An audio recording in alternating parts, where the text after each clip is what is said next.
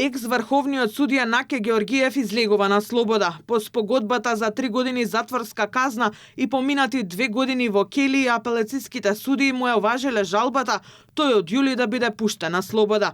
Георгиев беше фатен со 10.000 евра мито, пари кои ги земал да врши противзаконито влијание во предмет во кој осуден беше екс-градоначалникот на Ново село Боро Стојчев за шверц на марихуана.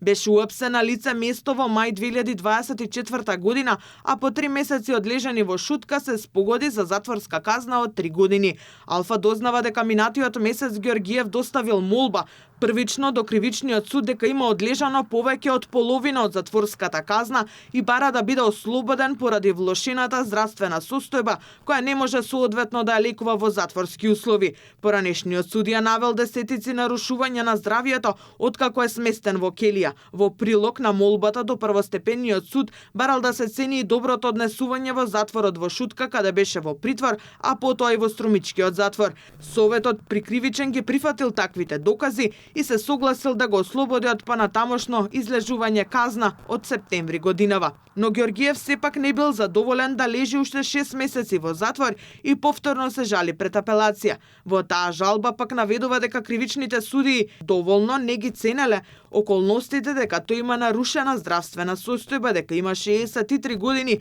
и има примерно однесување во затворот.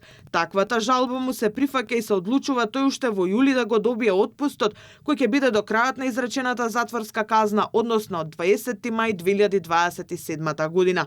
Дополнително, екс-судијата и досега делумно деновите ги минуваше на слобода.